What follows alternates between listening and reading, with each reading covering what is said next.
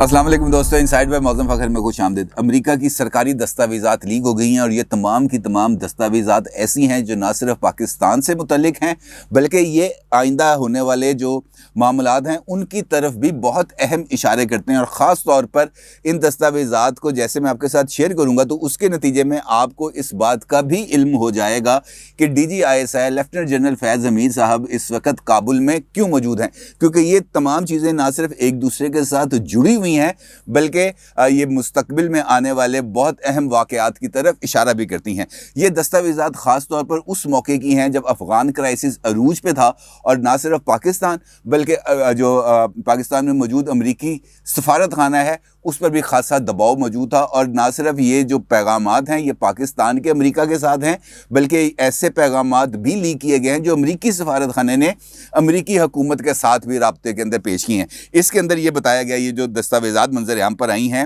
اس کے مطابق کہ پاکستان اس وقت چین کے ہاتھوں یرغمال بن چکا ہے۔ پاکستان چین پر نہ صرف یرغمال بن چکا ہے بلکہ طالبان پر بھی اس کا اثر و رسوخ ختم ہو رہا ہے، اور اس کے نتیجے میں امریکہ کو یہ چاہیے کہ وہ پاکستان کے ساتھ دوری نہ کرے، فاصلہ نہ بڑھائے بلکہ پاکستان کی مدد کرے، تاکہ ایک جانب پاکستان چین کے چنگل سے، چین کا جو یرغمالی بن چکا ہے اسے باہر نکلے، اور دوسری جانب کچھ رول پلے کر سکے طالبان کو کنٹرول کرنے کے لیے۔ ان دستاویزات کو جاری کیا گیا ہے ایک امریکی جریدے پولیٹیکو کی طرف سے، اور اس پولیٹیکو کی رپورٹ میں دعویٰ کیا گیا ہے کہ بائیڈن انتظامیہ خاموشی سے پاکستان پر دباؤ ڈال رہی ہے کہ وہ افغانستان پر طالبان کے قبضے کے تناظر میں داعش اور القاعدہ جیسے دہشت گرد گروہوں سے لڑنے میں تعاون کرے۔ یعنی بائیڈن انتظامیہ اس وقت پاکستان پر دباؤ ڈال رہی ہے، کس وجہ سے؟ طالبان کے حوالے سے نہیں، وہ جا رہی ہے داعش کے حوالے سے، کہ پاکستانی انتظامیہ داعش کو کنٹرول کرنے کے لیے طالبان پر دباؤ ڈالے تاکہ داعش یورپ کے لیے اور امریکہ کے لیے خطرہ نہ بن سکے۔ انہی پیغامات یہ جو لیک کیے گئے ہیں، انہی پیغامات میں یہ کہا گیا ہے کہ واشنگٹن پاکستان کو ایک ایسی قوم کے طور پر دیکھنا چاہتا ہے جو افغان طالبان سے روابط رکھتی ہے، جس کا دہشت گردی کے خلاف جنگ میں تعاون مددگار ثابت ہو سکتا ہے۔ پاکستان ایک ایٹمی ہتھیاروں سے لیس ملک بھی ہے، اور اس لیے امریکی حکام چین کے اثر و رسوخ کی وجہ سے پاکستان سے محروم ہونا پسند نہیں کریں گے۔ یعنی ایک جانب پاکستان ان کے لیے ضروری ہے کہ وہ افغانستان کے لیے، افغانستان میں ان کے مفادات کے تحفظ کے لیے ایک پراکسی کا کردار ادا کرے، اور دوسری جانب پاکستان اس وجہ سے ضروری ہے کہ پاکستان کے ذریعے چین کے اوپر نہ صرف نظر رکھی جائے بلکہ چین کی جو کارروائیاں ہیں اس کے بارے میں پاکستان سے رپورٹ طلب کی جائے۔ یعنی پاکستان کو امریکہ چین کے ایک مخبر کے طور پر دیکھنا پسند کرے گا مستقبل میں، یہ اس رپورٹ میں کہا گیا ہے۔ پولیٹیکو کی رپورٹ کے مطابق امریکہ اور پاکستان کے مابین پیغامات کے تبادلے سے پتہ چلتا ہے کہ دونوں حکومتیں آئندہ نپے تلے راستے پر نہیں چلیں گی، خاص طور پر ایسے وقت پر جب امریکہ نے افغانستان سے اپنی فوجیں نکال لی ہیں۔ اور انہی پیغامات میں امریکی سفارت خانے اور اسلام آباد کے پیغامات بھی شامل ہیں، جن میں واشنگٹن کو بتایا گیا ہے کہ وہ یعنی پاکستان افغان مہاجرین کے بحران سے تنگ آ رہے ہیں اور صورتحال سے نپٹنے کے لیے رہنمائی چاہتے ہیں۔ یعنی یہ بھی ایک دلچسپ انکشاف ہے اس رپورٹ کے مطابق کہ پاکستان یہ چاہتا ہے کہ امریکہ رہنمائی کرے، یا امریکی سفارت خانہ چاہتا ہے یہ رہنمائی کرے۔ اور 28 تاریخ کو یعنی 28 اگست کو جو ایک کیبل پیغام لیک ہوا ہے اس میں یہ کہا گیا ہے کہ جناب فوری رہنمائی کریں، پاکستان میں افغانیوں کی مدد کے لیے تیزی سے بڑھتی ہوئی درخواستوں سے کیسے نپٹا جائے۔ یہ امریکی سفارت خانہ اپنی حکومت کو کہہ رہا ہے، جس کے جواب میں امریکی حکومت امریکی سفارت خانے کو آگاہ کر رہی ہے کہ جناب ہم نے ایک ٹاسک فورس بنا دی ہے، اور یہ ٹاسک فورس آپ کو اس معاملے سے نپٹنے کے لیے اب مدد کرے گی۔ اور جو بنیادی مطالبہ ہے پاکستان سے اس ساری صورتحال میں وہ یہ نہیں ہے کہ پاکستان کہ یہاں پہ فوجی اڈے بنائیں یا یہاں پہ فوجوں کو یہاں پہ ٹھہرایا جائے، پاکستان امریکہ کے ایک ٹول کے طور پر کردار ادا کرے۔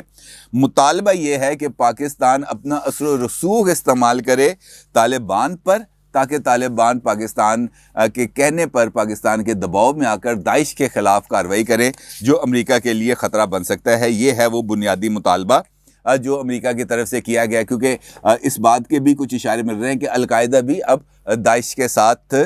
उसके हम नवा बन रही है। अब ये है वो सूरत-ए-हाल जिसके पस मंज़र में अगर हम जायज़ा लें DGISI लेफ्टिनेंट जनरल फैज़ हमीद साहब का दौरा काबुल, तो हमारे सामने एक ना सिर्फ पिक्चर वाज़ेह हो जाती है बल्कि हमें इस बात को भी समझने में आसानी होती है कि DGISI आखिर वहाँ पे करने क्या गया। क्योंकि BBC की रिपोर्ट के मुताबिक जैसे ही लेफ्टिनेंट जनरल फैज़ हमीद साहब काबुल एयरपोर्ट पर उतरे हैं तो उनको कहवा पेश किया गया, वो कहवा पी रहे थे। तो इसी दौरान उनसे सवाल पूछा गया कि आप काबुल में आए हैं, तो काबुल में आने के बाद क्या आपकी तालिबान लीडरशिप के साथ भी कोई मुलाकात होगी? तो इसके जवाब में लेफ्टिनेंट जनरल फैज़ हमीद साहब का ये कहना था कि मैं यहाँ पर पाकिस्तानी सफ़ीर से मिलने आया हूँ और ऐसी कोई मुलाकात तालिबान के हवाले से अब मुतवक्के नहीं है। जबकि उसी रिपोर्ट में, उसी एक ट्विटर के अंदर जो BBC ने अपनी रिपोर्ट जो उन्होंने अपनी वेबसाइट पर शाया की हुई है, उसी ट्वीट के अंदर उसने आगे मेंशन किया हुआ है कि ये फैज़ हमीद साहब ये बात कह रहे हैं लेकिन ऐसी मुलाकात होगी ज़रूर। यानी अब अगर तालिबान के साथ फैज़ हमीद साहब की मुलाकात होती है तो यकीनी तौर पर ये वही मामलात हैं जो डिस्कस होंगे जिसकी केबल लीक की गई है पॉलिटिको की तरफ से। यानी अब अफ़गानिस्तान के अंदर दाइश को कंट्रोल करने के लिए तालिबान का किरदार और उस पर पाकिस्तान का असर व रसूख, इन चीज़ों को कंट्रोल करने के लिए पाकिस्तान की इस वक्त ज़रूरत है। और ना सिर्फ ये इस बात का इशारा दिया गया है बल्कि इसमें इस बात का भी इशारा है कि पाकिस्तान के लिए एक फ़ोन कॉल क्यों ज़रूरी है। क्योंकि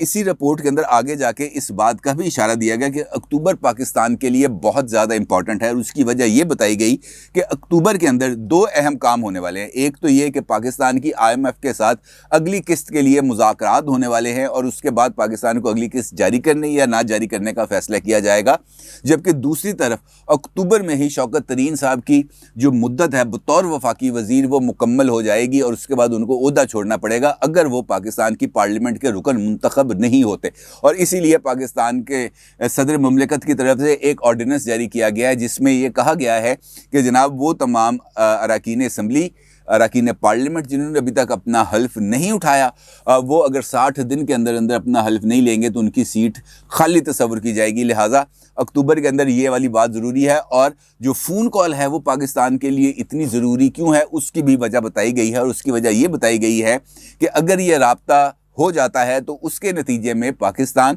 एक जानिब तो अमेरिका को अपना अफ़गानिस्तान के अंदर जो रोल है उसके बारे में उनको मुतमईन करने की पोजीशन में है। और अगर अमेरिकी इंतज़ामिया पाकिस्तान के इस मौक़िफ़ को तस्लीम कर लेते हैं, यानी पाकिस्तान जो उनको अपना रोल और अपनी पोजीशन से आगाह करता है उस पर अमेरिका मान जाता है और अमेरिका की कुछ बातें अगर पाकिस्तान मान जाता है तो उसके नतीजे में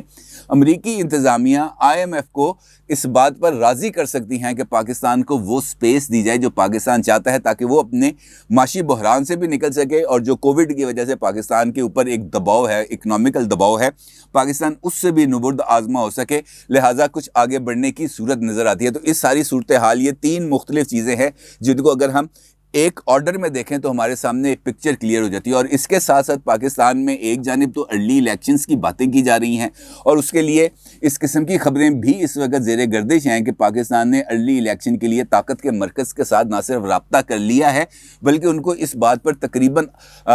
राज़ी भी कर लिया है कि जनाब हम अर्ली इलेक्शंस अगर कराएंगे तो इसमें हमारे लिए खासी गुंजाइशें मौजूद हैं। एक जानब ये डेवलपमेंट्स हो रही हैं, दूसरी जानब ये डेवलपमेंट्स हो रही हैं। लेकिन इसके साथ साथ एक ऐसी दिलचस्प डेवलपमेंट है जो आपको हैरान कर देगी और वो डेवलपमेंट ये है कि पाकिस्तान के वज़ीर-ए-आज़म इमरान खान के ऊपर एक डॉक्यूमेंट्री तैयार की जा रही है और उस डॉक्यूमेंट्री का नाम रखा गया है स्पिरिचुअल डेमोक्रेसी, यानी रूहानी जमहूरियत। अब अगर इसकी डिटेल में मैं जाऊँगा तो मुझे FIA का नोटिस आ जाएगा जिस तरह इमरान शफकत साहब या आमिर मीर साहब को आया था। लेकिन चूँकि ये खबर मेरी नहीं है, ये खबर इंडिपेंडेंट उर्दू की है और बेस है ये उस इंटरव्यू पर जो उन्होंने सलमान अहमद का किया, जो जुनून ग्रुप के एक मायानाज रुकन रहे हैं और वो पाकिस्तान के वज़ीर आज़म के ज़ाती दोस्तों में शुमार होते हैं। आज के नहीं, 35 साल का उनके साथ ताल्लुक़ है। तो इसके अंदर वो इंकशाफ करते हैं, सलमान साहब ये इंकशाफ कर रहे हैं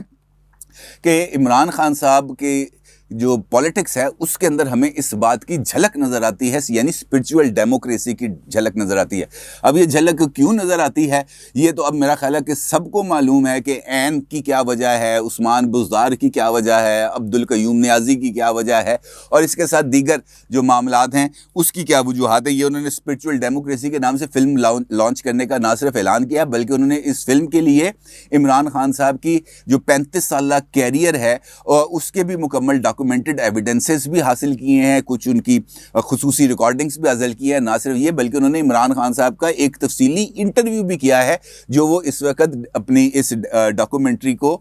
تیار کرنے کے اندر استعمال کریں گے. اور ان کا یہ فیصلہ ہے کہ جناب اس سال کے آخر تک اس ڈاکومنٹری کا پہلا حصہ ہم جاری کر دیں گے عوام کے لیے, کہ جناب عوام اس ڈیموکریسی یعنی اسپرچول ڈیموکریسی سے کے جو فیض ہے وہ کس طریقے سے حاصل کر سکتی ہے, اس کی بھی مکمل ڈیٹیلز وہ بتائیں گے. ان کا یہ کہنا ہے کہ یہ 4 اس کے حصے ہوں گے. ایک حصہ ان کا جو سپورٹس کیریئر سے لے کر سیاستدان بننے تک کا ہے, اور اس کے بعد جو دوسرا حصہ ہے اس کے اندر وہ یہ بتاتے ہیں, پہلے حصے میں وہ یہ بتاتے ہیں کہ عمران خان وزیر اعظم بننے سے پہلے سوچتے کیا تھے. دوسرے حصے میں پاکستان اور بھارت کے تعلقات کو موضوع بنایا جائے گا. تیسرا حصہ کووڈ-19 کے حوالے سے ہوگا, جبکہ چوتھا حصہ یہ ہے کہ جو آج کا پاکستان ہے اور جو کل کا پاکستان ہوگا اس کے بارے میں عمران خان صاحب کا ویژن کیا ہے. لیکن اس ویژن کے اندر یہ جو اسپرچویلٹی ہے یا جو روحانیت ہے وہ کس حد تک اپنا رول پلے کرے گی, سلمان احمد صاحب نے اس کے بارے میں بالکل ذکر نہیں کیا. اور یہ جو اسپرچول ڈیموکریسی کی ہم نے مختلف تصاویر دیکھی ہیں جو اخبارات میں شائع ہوئی ہیں, چاہے وہ بابا فرید رحمۃ اللہ علیہ کے مزار پر حاضری کی تصاویر ہوں یا اور اس قسم کی جو دیگر تصاویر اخبارات میں چھپی ہوئی ہیں. یہ میں اپنے پاس سے نہیں بات کر رہا, یہ چیزیں اخبارات میں چھپی ہوئی ہیں اور میڈیا پر چلی ہوئی ہیں. لہٰذا یہ جو اسپرچول ڈیموکریسی ہے یہ کس طریقے سے اقبال کے خواب کو انہوں نے اسپرچول ڈیموکریسی میں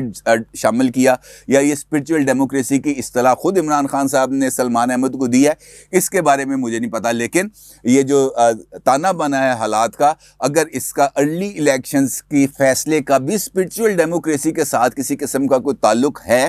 تو وہ اب پتہ چل جائے گا خود ہی کہ ہمیں کہ یہ جو اسپرچول ڈیموکریسی کا ڈول ڈالا ہے سلمان احمد صاحب نے, اس کا کیا تعلق ہے ارلی الیکشن کے فیصلے سے. لیکن جو بات اہم ہے, خیر